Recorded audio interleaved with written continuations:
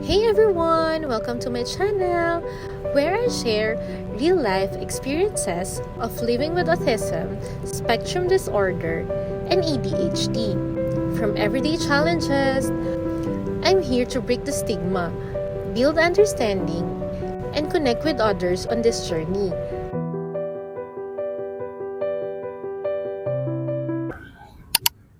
Hi everyone! Kamusta kayo? I'm back again. I'm Robbie. So sa mga bago sa channel ko, I'm Robbie. I have autism and ADHD.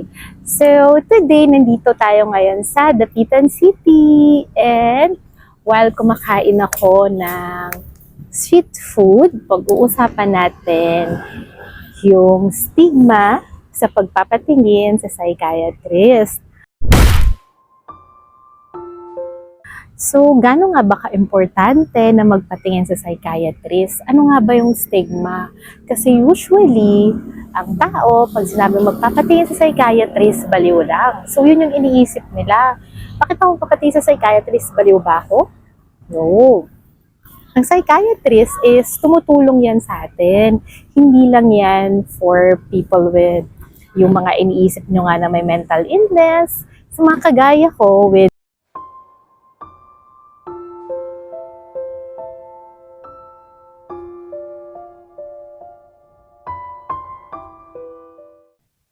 So, sa kagaya kong with neurodevelopmental disorder, psychiatrist din ako nagpapatingin.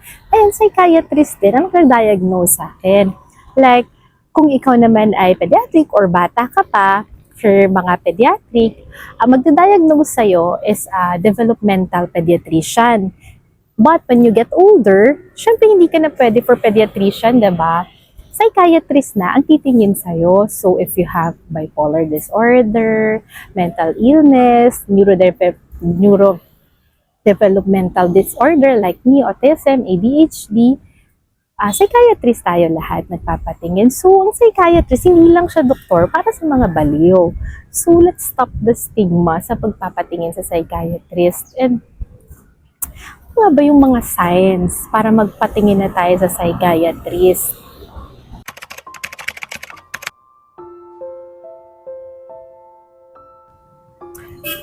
So, number one, if you feel depressed.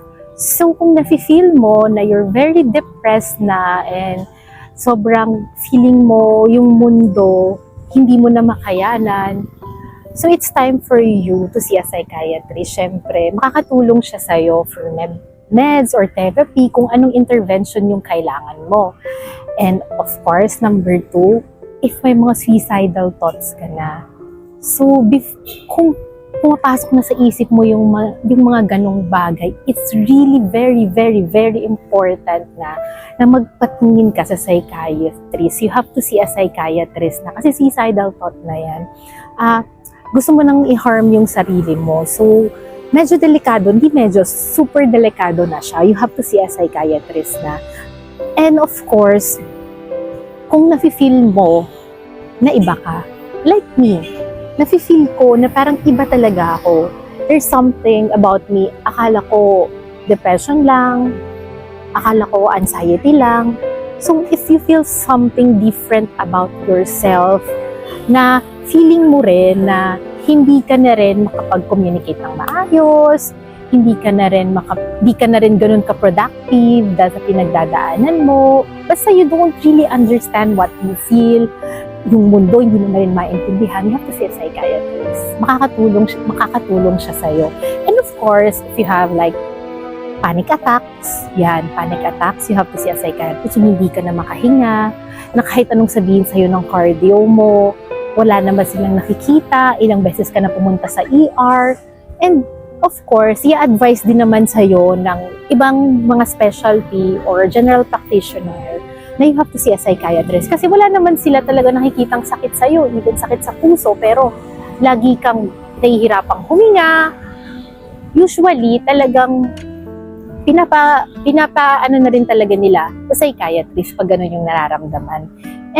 And of course, para naman sa mga bata kasi, if you think, kung ikaw ay isang parent, if you think naman na yung anak mo, there's something different about your kid or sa school, like, example dyan, ayaw niyang pumasok, parang for him or for her, yung school ay hindi para sa kanya, parang hirap na hirap siyang maka-keep up sa school, I think you have to see a developmental pediatrician. Kasi bata pa. And as they get older, they will see a psychiatrist na for medication or any intervention. And isa pa, if hindi ka na kumakain, I think you have to see a psychiatrist.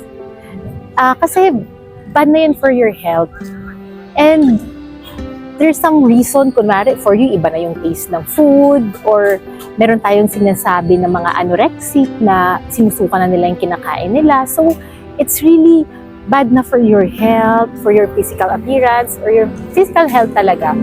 So, you have to see a psychiatrist na. So, I think, let's stop the stigma naman. Para ma-stop din natin yung mga yung alam mo yung mga nangyayari minsan na may makakilala tayong suicide because they don't understand na o hindi na nila kayang dalhin yung problema nila, which is sana napigilan natin kung napatingin natin sila sa psychiatrist. So let's stop the stigma para matulungan din natin yung kapwa natin or even yung sarili natin. Like for me, para sa akin, every time I see my psychiatrist, sobrang gustong-gusto ko siya. Hindi ko na-feel na, ay, baliw ba ako? Kasi lagi ako nagpupunta sa psychiatrist ko. No. So, kasi yung psychiatrist ko, it's like parang therapist ko na siya. Bina-validate niya lahat ng na-feel ko. Yung feelings na hindi mo ma-understand or feeling mo walang nakakaintindi ng pakiramdam na yon. Pag nakita ka ng psychiatrist, mapavalidate yung feelings na yon.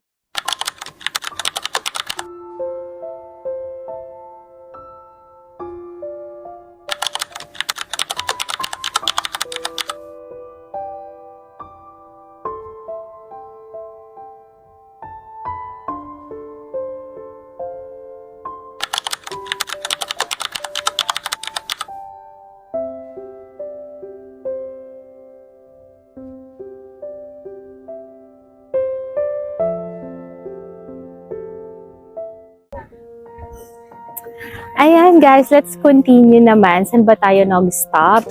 So, pag-usapan natin yung experience ko naman with my psychiatrist. So, number 1, yung sinabi ko kanina, ulitin ko lang, is na-validate na yung nararamdaman ko. Yung nararamdaman ko before, yung mga nafe-feel kong iba sa akin or how I see the world, really different talaga. Siya yung nag-validate na tama yung nararamdaman ko because I have autism pala.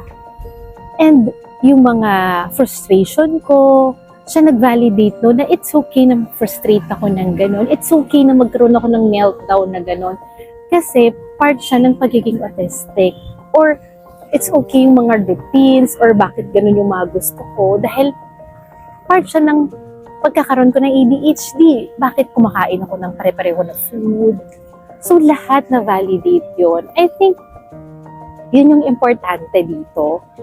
Yung nabavalidate yung nararamdaman natin. Hindi tayo i-judge, number 1. Hindi tayo i-judge ng psychiatrist natin. Alam mo, nung una hesitant ako to see a psychiatrist. Not because iniisip ko baliw ako. Iniisip ko kasi baka i-judge lang na ako. Yun yung nafe-feel ko na pag sinabi kong ganito ako, ganito yung nararamdaman ko, feeling ko i-judge lang niya ako, kaya hesitant ako. Pero hindi naman pala ganun yun. Ganun yung feeling ko mismo na i-judge ako kasi nga autistic ako. Yun yung usual na nararamdaman ng person with autism. Pakiramdam niya lagi, i-judge siya ng tao. So, na-validate din yung pakiramdam na yun. And I'm super happy, super naging magaan yung loob ko. Mas naintindihan ko na yung sarili ko after akong ma-diagnose ng psychiatrist ko. And also, yung meds, naka-help din. Hindi natin. Medyo marami akong meds and naka-help din yun sa akin ngayon. So, sa iba dyan na hesitant to see a psychiatrist, lakasan niyo yung loob nyo. So, that's all for today. Sana nakatulong tong video na to sa inyo, sa mga hesitant dyan na magpatingin sa psychiatrist. And of course, yung purpose ng video na to, let's stop the stigma. Let's stop the stigma about mental health and let's stop the stigma about seeing a psychiatrist. That's very important talaga.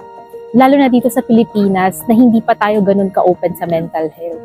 I hope someday, sa future, yun din yung gusto ko. Kaya ako ginawa tong YouTube channel na to, na magkaroon tayo ng awareness about mental health.